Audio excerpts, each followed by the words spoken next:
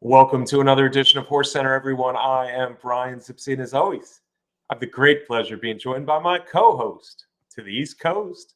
That's Matt Shifman. How are you today, Matt? I am good, Brian. I guess this is almost the summer's over show for Horse Center. Saratoga's closed last week of Del Mar. I guess it's time to start thinking about the Breeders' Cup? Question mark. Yeah, Breeders' Cup. Del Mar has one last weekend here, but Breeders' Cup, 8 weeks, Matt, 8 weeks away. So we're going to start talking more and more Breeders' Cup here in the next 8 weeks or so. We're going to start with our Breeders' Cup Classic, an early preview. And what we did, folks, for this one is we came up with our top dozen. This is a consensus between Matt and I, and it's not agreed upon. We didn't have the same number one, we didn't have the same number two, and so on. But this is the consensus. It's in the order how we like them right now, 8 weeks before the Breeders' Cup Classic, Santa Anita, mile and a quarter. And then we did some odds that correspond with our top 12. But again, the odds are where we think the horses will be bet, not in order of how we like them. So you'll see some shifts here. Without further ado, let's unveil our top 12, Matt. And you'll see that we have a consensus number one of Archangelo. But I'll tell you right now, folks, he was not number one on both of our lists. Matt, he was number one on your list, though.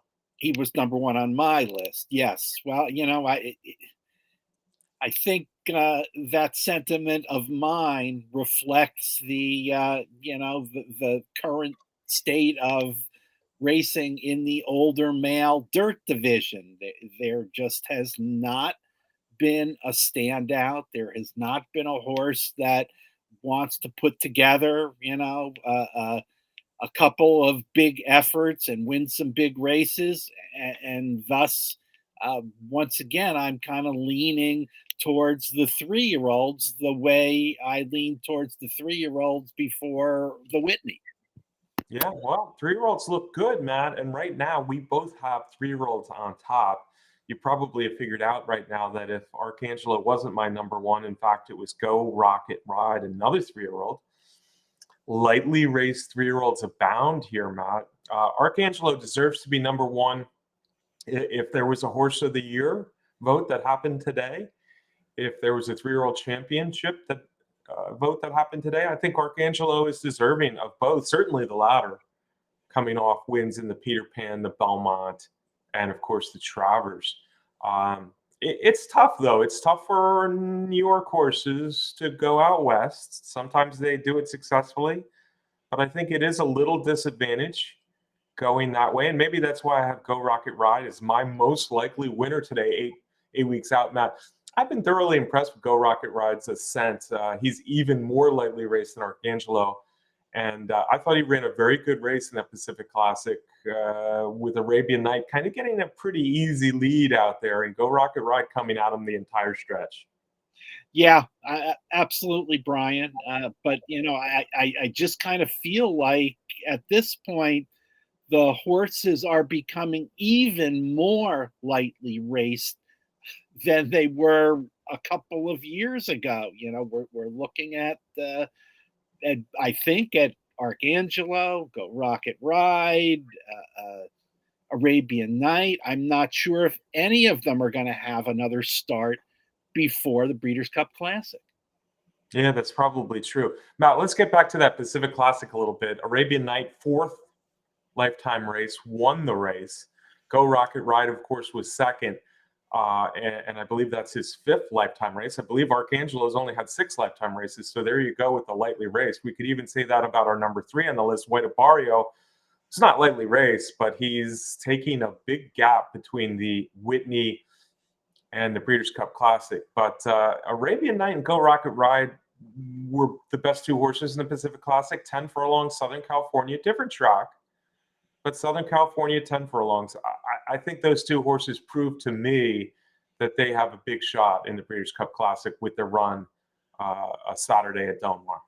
Yeah, I have to agree with you on that, Brian. They were clearly the best horses in there, and I guess I should not have been surprised that Arabian Night probably ran the best race of his career. And I say that because he certainly beat the best field that he's faced in his career.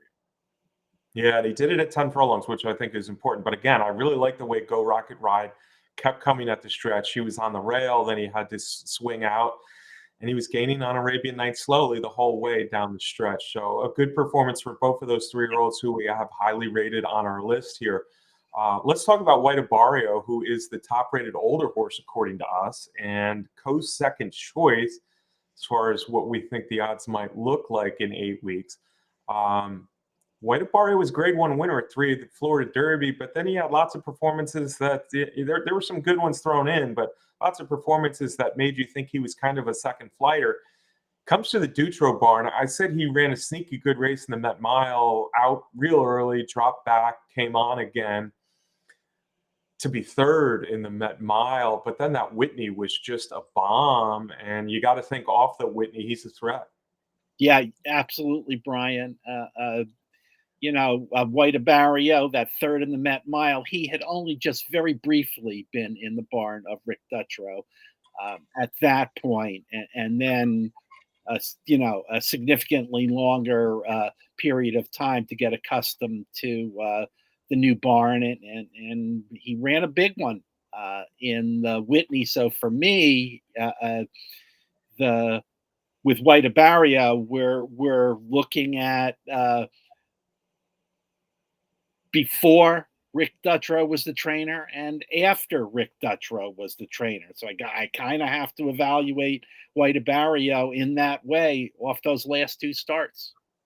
Yeah, yeah, and especially the Whitney. The Whitney was big, it was 9 furlongs. It was over a good field of older horses, but it might be more proof that the older horses are just beating each other, taking turns.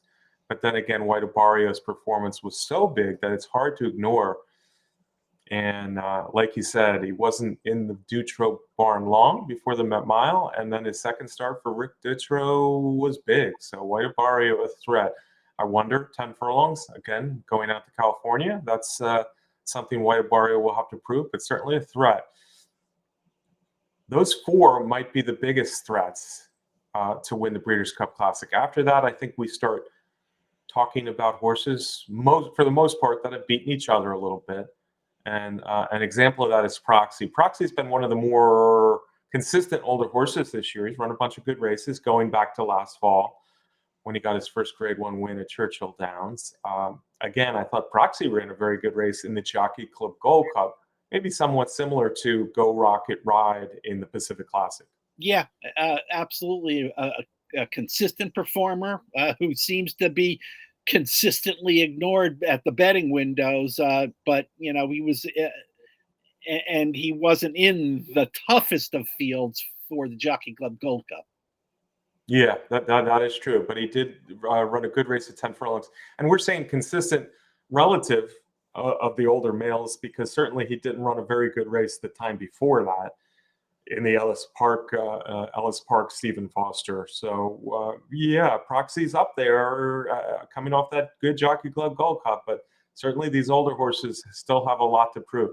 One horse who may have less to prove overseas, but is a threat, and who knows how good he is. And of course, we've seen Japanese success in America in recent years. Ushba Tesoro, Matt, was an impressive winner of the Dubai World Cup back in March. He hasn't run since, although he's pointed for this race, and he will have a prep in Japan in the next few weeks.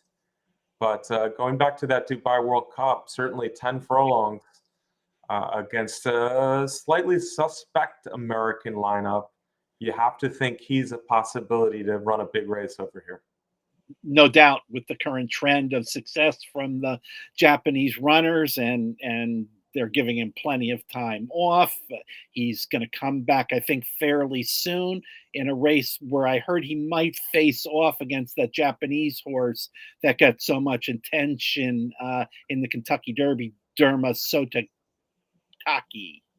Yeah, the latest, unfortunately, Matt, is Derma Sotogake will have to miss that expected showdown in Japan in a few weeks. So Ushbur Tesaro will likely be a pretty big favorite in that race coming up the end of September in Japan as a prep for the Breeders' Cup Classic.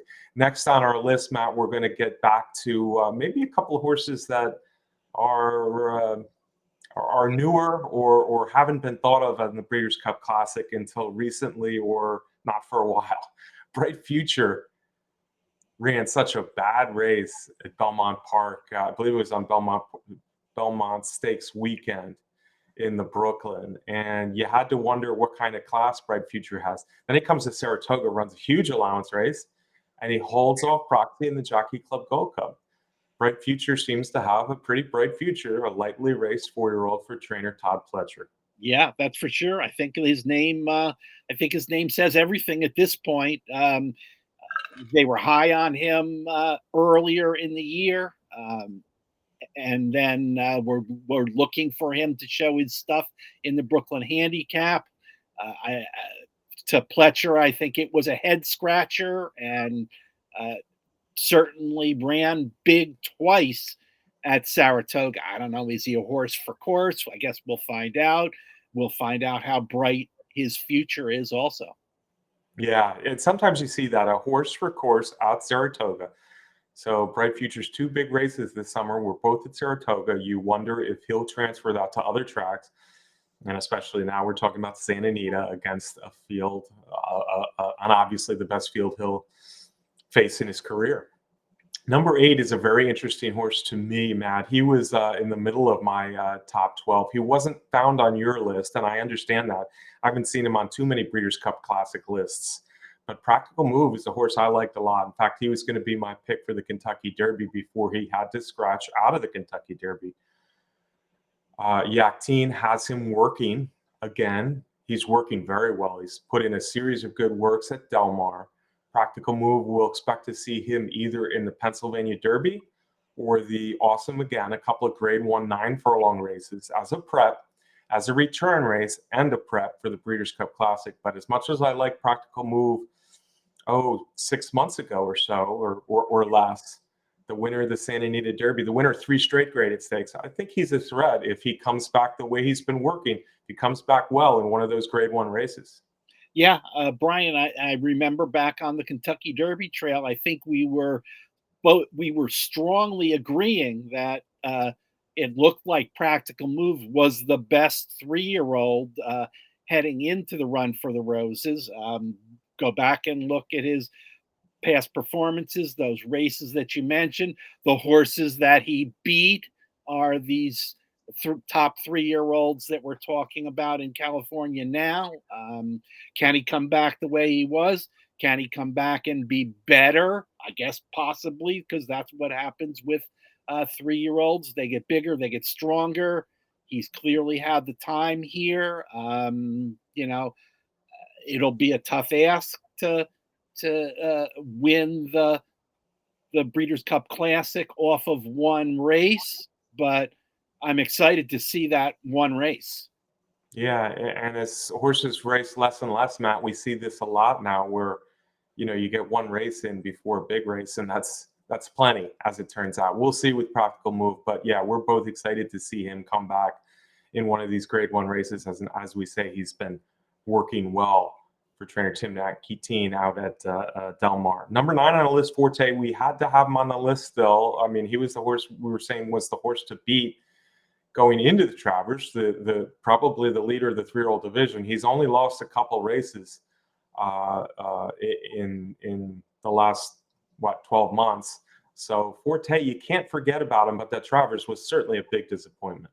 It was a disappointment, Brian. I think that's the best word to expect to explain his performance in the Travers. We all expected the usual kind of move from Forte. We expected to see him hard knocking coming down the stretch, and he just came up empty. So we'll see moving ahead. Yeah, Pletcher's going to draw a line through that and go straight out to California with him is what we've heard so far. So Forte will get another shot, a shot at redemption. The horse who won the Travers, Arcangelo, is now number 1 on this list. So Obviously, it was good horses, but Forte will have to prove that that was just one of those days, and he truly is one of the best horses in America still. The horse that ran second behind Archangelo, a good second in the Travers, Disarm, we just found out will be put away for the rest of the year as he came out of the Travers a little bit sore. Number 10 on the list, Matt, Slow Down Andy, a horse I like since early on in his 2-year-old year. Just runs a lot of good races. He's got tactical speed. He can be on the lead if need be. He can be close.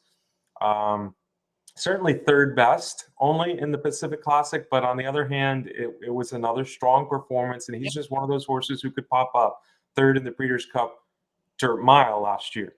Yeah, as it turns out, a consistently good performing horse. Yeah, and like you said, Horse Center has liked Slow Down Andy since he was a 2-year-old, and he just keeps popping back into the picture with good efforts. And it was another one in the Pacific Classic with the best finish amongst older horses. Yeah, and the best older horse in Southern California should not be ignored when we go to the Breeders' Cup Classic. And right now we have him listed, ranked as the best older horse in Southern California. A lot of the same things could be said for Zandon. He's not breaking through. He's not breaking through with wins, but he's running a lot of good races. Did a decent race last time. That's second in the Whitney behind a well-beaten second behind White Barrio, but Zandon is a horse who's proven at 10 furlongs to an extent. And if he's able to show his best on Breeders' Cup Classic Day, I wouldn't throw him out. No, you can't. You can't for Chad Brown, and just keeps running good races, seconds. All those seconds are adding up to a lot of purse money in his account. But it's been a long time since the winner's circle. That's right. A long time since winning, which is not the case with Saudi Crown. It's been just a couple races since he last won. Brad Cox has been a mainstay in big races in America the last handful of years.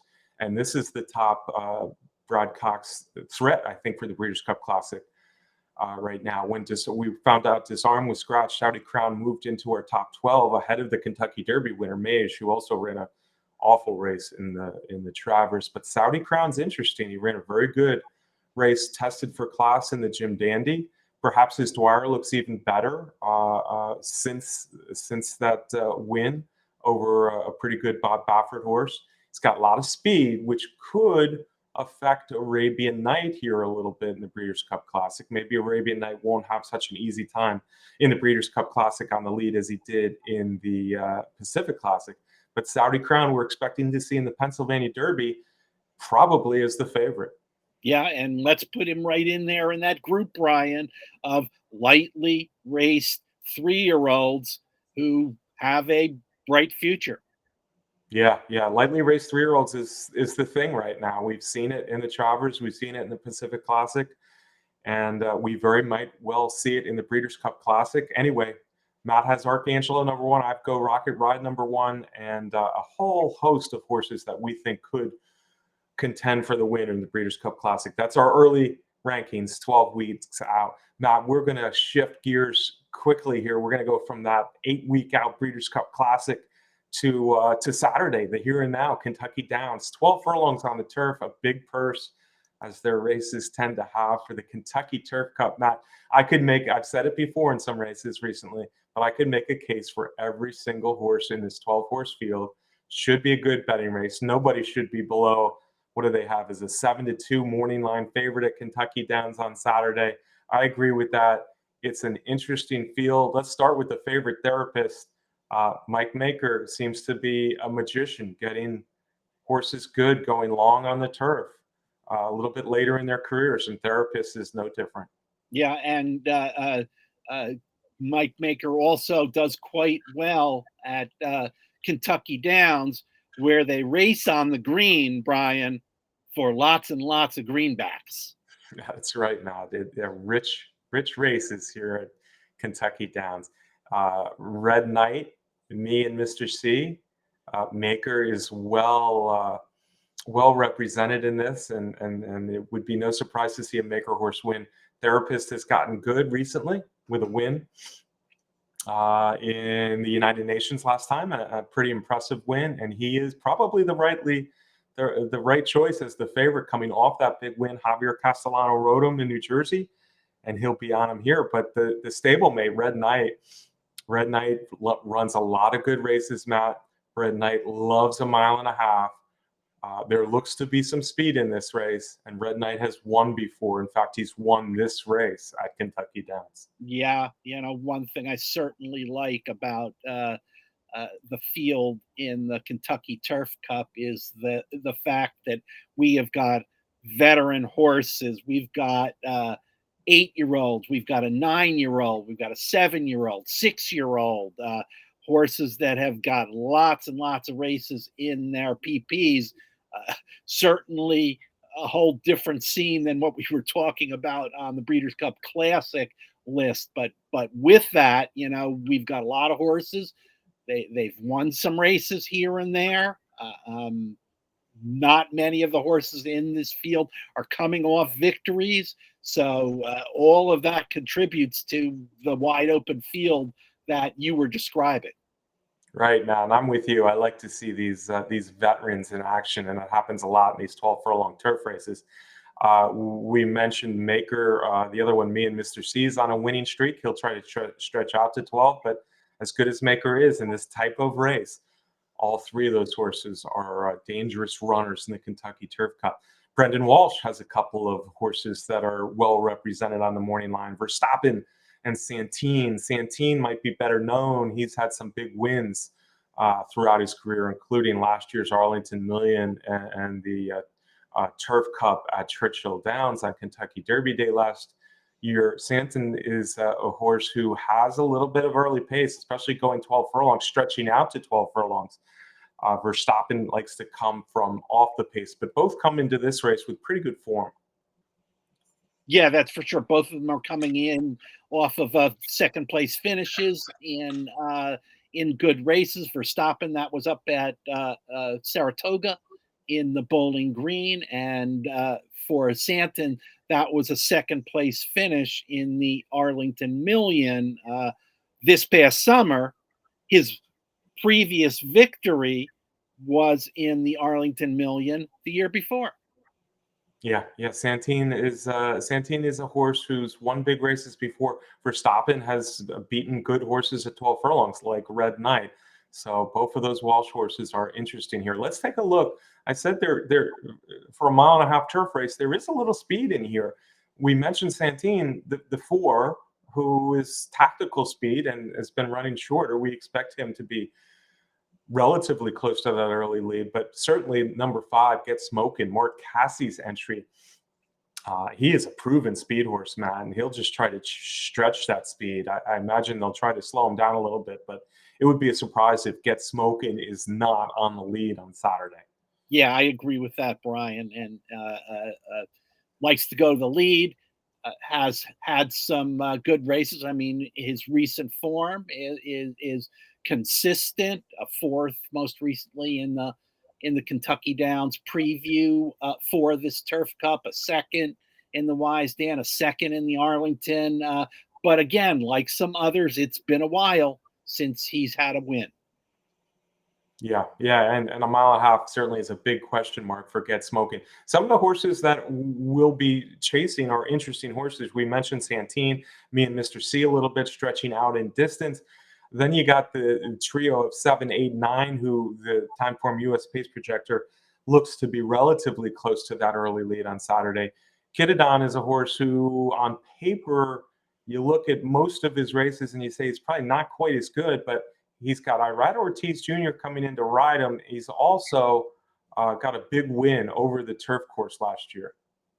Yeah, we've got a lot of jockeys coming to the Kentucky Downs this weekend because the racing is on a little hiatus in New York between Saratoga and the opening of the Belmont at Aqueduct meeting coming up in a weekend or so. Yeah, Kittadon won the Dueling Grounds Derby nicely last year. Irad Ortiz Jr. might have a long shot to watch here. The number 8, Never Explain, I think has a big chance here too. Mile and a half is a little bit of question for the Shug McGahee trained runner, but he's run a lot of good races. Maybe with a little luck, he wouldn't be on a 3-race losing streak, but all of his races this year are solid. And he'll probably be ahead. He's a rallier, but he'll probably be ahead of some of the horses coming from farther back. Yeah, absolutely, Brian. Never Explain, one to watch as well. That 9 horse, the other horse, relatively close on the Timeform US pace projectors, Nautilus. I said I couldn't throw anybody out. Nautilus has run some good races at the distance in Brazil. He's coming off a facile win on a synthetic track against really nobody, but he has experience at a mile and a half on the grass. So Nautilus, another one I couldn't completely throw out. There's others in here too, Matt. Another mystery, if you're looking for a horse who's run good races at Kentucky Downs, he was right there in this race last year. Yeah, he absolutely was, and throughout his career, he's been in the barn of Chris Block, and then he's been with other trainers, and now again he's moving back to the barn of Chris Block. And when he is in the care of Block, who we know from the old, the Arlington Park and such, is a very good trainer, he has done his very best running in some really good turf races when he's under the care of Block. Yeah, Chris Block, the C Block, one of those trainers that I don't think is nationally that well known, but turf or dirt, but especially turf, Chris Block in the Midwest, he's really a top trainer and he gets his horses ready for big races. Brian Hernandez Jr., BJ Hernandez is going to be up. Another long shot with a shot. Spooky Channel's run enough good races over the years to know that old veteran is in with a chance. For Foreign Relations has run some good races, a more lightly raced turf horse as well. He's got Johnny V in the saddle on Saturday. So, like I said, really a race where there's a lot of potential winners in here, Matt. We are going to try to pick a winner in this wide open 12-horse field at Kentucky Downs. That's not always easy, but the good news is, yeah, no one's going to be low in here. And if you get the winner, or if you're lucky enough to get an exotic in this race, it should pay nicely. You ready to tell me your top pick in the Kentucky Turf Cup? Absolutely, Brian. I am going bombs away in the Kentucky Turf Cup because of everything that we have said. The wide open field, horses that are getting up there in age. How many really good performances can Red Knight keep putting together as a 9-year-old, and the 8-year-olds in there and such. So I'm going with a bomb, although mine is a 7-year-old, a relative youngster to some of the others. I'm going with the Chris Block horse that I was alluding to earlier, hoping that Block has this one ready for a big effort. Maybe he doesn't get to the winner's circle, but boy, at 30 to 1 in the morning lines, it would be nice to have him in the trifecta. Yeah, I think those odds are crazy. But on the other hand, his last race was not good a little while back. Maybe in this field with so many horses to bet, he will be 30 to 1. But he's a horse with a shot. I like Chris Block, and I like this Illinois bred as a potential long shot with a big shot in the Kentucky Turf Cup. Good going, Matt. I hope your long shot gets in there, because he's one. Before I knew your pick, he's one that I wanted to get into my tickets as well. As far as the win, though, I just love the way this sets up for Red Knight, because, yeah, maybe he won't run his best this time, but he's just keeps running good races. So I don't see why we should expect anything different. The unique setup and the undulations at Kentucky Downs, he knows it. He's done it. He's run well over this turf course before. Plus, with a stronger pace than normal for these American 12 furlong races, I think it sets up for a horse who likes to fly down the lane, and that is Red Knight. I think his best distance is 12 furlongs. I like Red Knight the best in the Kentucky Turf Cup on Saturday. Maybe we'll get a long shot of those two, both who ran very well in the Kentucky Turf Cup last year, Matt. All right, that's our show. Our Breeders' Cup Classic rankings and early odds, and our Kentucky Turf Cup look. Matt, let me get a parting shot from you, my friend. Absolutely, Brian. Yeah, it's an interesting race at Kentucky Downs. I'm looking forward to watching that race. I haven't had the opportunity to watch too many of the races from Kentucky Downs yet, and good luck with that. Let us know when you cash a big ticket on that race. There you go. I hope you do. I hope somebody does. I hope a lot of our listeners are big winners this week, Matt, or watchers, listeners or watchers. Thank you for watching. As always, if you haven't subscribed, go ahead and do that for us now. Turn on those notifications. Want to also thank Candace Curtis in the home office for our race graphic this week. Derby Wars, our sponsor, the best contest site out there. And of course, Timeform US for their pace projections that we use every week here on HorseCenter. Most of all, thanks to you folks.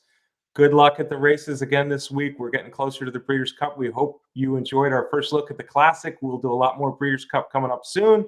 Until then, good luck. We'll see you soon.